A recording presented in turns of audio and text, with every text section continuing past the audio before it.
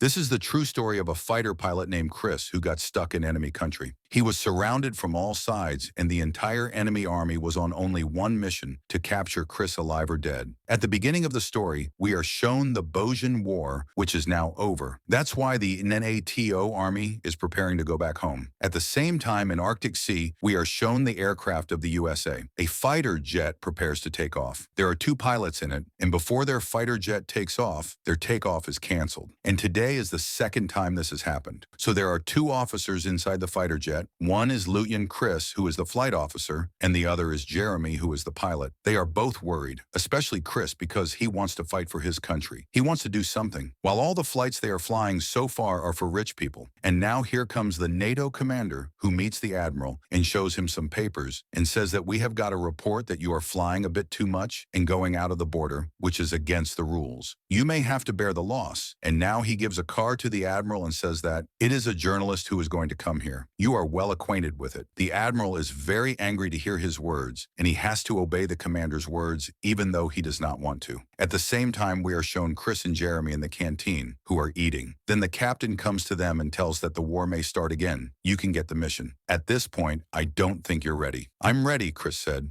Just then an officer comes there who tells Chris that you are being called by the admiral, and now Chris goes to the admiral. The admiral shows him the letter and asks if you have given your letter of recognition. Chris says that yes, I came here to do something for my country. I wanted to fly a fighter plane, but here I am used as a watchman who takes the fighter plane aimlessly up and down every day. I didn't join the army for this job. Hearing his words, the admiral gets angry and says that after 2 weeks, I will sign your registration letter. After that, you can go wherever you want. Chris runs out of there. He is in front of him. Gurmy asks, have you given the registration letter? Chris says that yes, I am bored with this routine. But he says it and leaves, and then he calls his father. Christmas is coming soon. Everyone is preparing for Christmas, and by Christmas, he will also reach his home. But then Chris sees that his name is written on the board, because in the next mission that is going to happen, Chris and Jeremy also have to go, which is a no-fly zone. And by going there, they need to take pictures. But now they finally have a job. It can once again fly a fighter jet. Soon, both of them take their fighter jets and head towards that non-flying zone. Where to go is illegal, and now when it's in the air, that's when Chris turns on the advanced cameras under his fighter jet. He sees below the Serbian general who is oppressing the common people here with his team. They have very dangerous weapons. In fact, he is committing war crimes. Both of them have come here to collect evidence against the one who is oppressing the people living in Bosnia. But the general public sees it too. That is why their fighter jets are attacked with missiles. However, they manage to escape with a missile. But the second missile hits their fighter jet, but that's before the two collide. They inject themselves with fighter jets with oysters. This saved both their lives. The two of them land in different parts of the forest, and now somehow Chris wants to find Jeremy. Soon Jeremy finds her. On the other hand, the admiral and the rest of the officers who are enjoying Christmas find out that Jeremy and Chris's jet has crashed. They have landed somewhere in the forest, and now the admiral wants to save them both at any cost. But it's not easy to reach them. Chris and Jeremy are shown. Jeremy was injured in the leg. He's injured. At the same time, both of them know that their team members cannot reach them easily because their plane has crashed somewhere else and it is far away from their plane. At any cost, these two will now have to tell their team about their location. Chris has a radio. He tries to contact his team by radio. Jeremy says you can't contact here. You have to go to some high place which is far away from here. Although he doesn't want to leave Jeremy, he has no other choice. That is why he goes to high places. On the other hand, the Serbian general reaches the place where the pieces of their fighter jet are and understands that they came here to spy. This is a U.S. fighter jet. He tells his men that we have to recover the hard drive containing all the recorded footage from this fighter jet at any cost. This can be a very big evidence against us. Take all these pieces to your workshop as soon as possible and recover that hard drive. Also, we have to find the pilots who came here in this fighter jet. Soon they reach the place where Jeremy is. Let's look at Jeremy. Here the general tells his shooter to kill it. He then shoots Jeremy. Chris is watching from a distance. Jeremy's death causes a scream to come out of her mouth, which the general and his soldiers listen to. They shoot at him. Chris runs away to save his life. He escapes from the bullets and reaches the high place from where he contacts his admiral by radio and tells him everything that happened so far. The admiral tells her a location and says that you should reach that place as soon as possible. From there, you will be rescued, and now Chris starts running toward the location from where he will be rescued. A plane is being sent to pick him up. Plato's commander realizes that despite his refusal, the admiral has sent his men to the no-fly zone, and now one of their pilots is trapped there, and a plane is again being sent to rescue him. They forbid him to do so because by doing so, the peace that is going on can be completely spoiled, and once again war can start, which no one wants. At the same time, Chris saves his life by escaping from the bullets and reaches the point told to him by the Admiral from where he has to be rescued. He contacts his Admiral by radio and is now told that we cannot send a rescue team for you. You have to come to your zone, your area, as soon as possible from where we will pick you up. You have to use your training. It's your hour of reckoning, and now Chris has to make his way through this dangerous forest where he has enemies on all sides. We have to get to that point. At the same time, the Admiral is told that he has got a new connection to the satellite so that he can see Chris's location at all times and where he is at this time. At the same time, he also sees that some people are moving towards Chris, and now Chris once again starts firing at him. He goes inside the mud to save his life, and when the people who were shooting at him come there, Chris is nowhere to be found. They think Chris is dead, but he's still alive. After they leave, he emerges from under a dead body. Actually, he was hiding under a dead body. The Admiral orders his soldiers to get as close to Chris as possible so that he can be rescued. At the same time, Chris is constantly moving forward. At the same time, now the media also gets to know that a fighter jet plane has disappeared. That's why this is happening everywhere. The Serbian general also sees it. He is angry that Chris is still alive. At the same time, the pieces of Chris's fighter jet that they have with them tell their engineer that its hard drive will contain all the photos that Chris and his partner took. I want you to restore them all. The engineer says I will try to do that. At the same time, Chris is shown running to a closed factory. An old man is there with a child, and Chris notices that there are trap wires. Only then the Serbian army reaches there. Now before they can kill Chris, a soldier's foot falls on the trap wire, causing a lot of explosions there. All the soldiers are killed. Chris is also injured now, and the next moment he sees that the general shooter has also reached here. That's why he ran away into the forest to save his life, from where he calls the control room and tells his location. He says, I am near the safe zone. The Admiral says you go east. I'll come get you there myself. After which Chris leaves towards that pickup point. On the way, he reaches the road where a car comes in front of him. He asks the driver for a lift, but he doesn't understand the language. But still he gives lift to Chris, and now the general shooter also reaches the place from where Chris got lift. He tells all his comrades to find Chris at any cost and kill us. That's why they start looking for the car Chris is in all over the city. When the vehicle enters the city, it is attacked. In fact, there is an atmosphere of war in this entire city now. They all go inside the house. A man asks Chris, "Are you here to attack us?" Chris says that no, I came here with my partner to take photos of these places, and now the general's men come here who attack this place with tanks and kill many common people here. They want to find Chris at any cost, but Chris wasn't there. The shooter then tells the general that Chris has changed his clothes and fled. He must have informed his team through radio by now, and that team is going to come here to rescue him. That's why we need to find him as soon as possible. That's where Chris is shown. When he is running away, once again the same boy who gave him a lift comes in front of him, and now both of them start running. In fact, soon both of them are going to reach the pickup point. At the same time, the news shows that Chris is now dead, which the Admiral also sees. In fact, Chris had changed his clothes and put them on another person.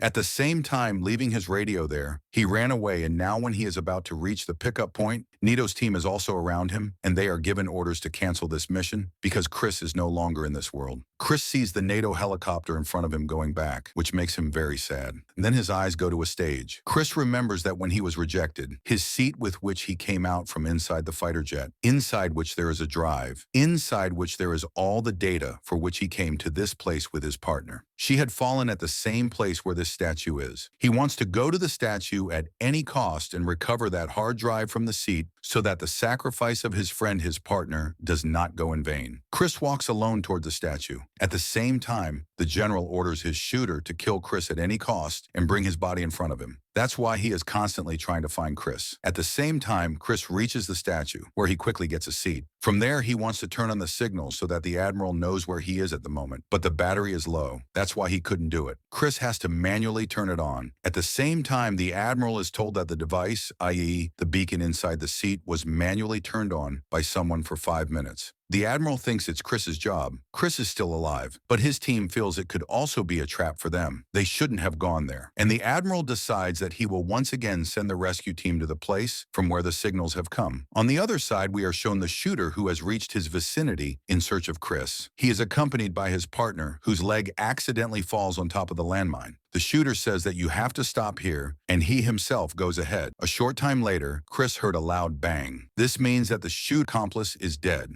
Chris realizes that the general's shooters have arrived around him, looking for him. At the same time, when Chris had turned on that device, the general also knew that location. That's why he sends a battalion in that direction. At the same time, the admiral himself is coming to rescue Chris with his comrades. But now the general's shooter reaches the place where the seat is, where Chris is also. He sees the seat. Now as he moves towards her, he hears the sound of a helicopter. That's why he tries to hide and move slowly. Now as he moves towards her, and when he is near the seat, Chris from behind comes out of the snow and shoots him. The general's battalion of Serbian soldiers has also arrived and attacks Chris. But now the admiral has also reached here by helicopter. He attacks the Serbian army, giving Chris cover. He goes near the seat, takes out the hard drive, and jumps off the cliff, running towards the cliff. The rescue team took him into custody. Then it is pulled up, where there are also admirals. He gives the admiral the hard drive and says that Jeremy was killed for that hard drive. At the same time, he takes back what he has given. Now the hard drive he brought with him reveals that the general had committed many war crimes, such as killing civilians. That is why they are declared war criminals and arrested. And it's all because of Jeremy and Chris. Due to the hard work of both of them, the atrocities on the common people there stopped. It was a true story about the lives of Jeremy and Chris. And all these incidents took place between 1992 and 1995 when the Bosnian War was going on, where the Serbian general was oppressing the common people there. He was committing all kinds of war crimes, which was exposed because of Chris and his partner Jeremy. And with this, the movie ends here.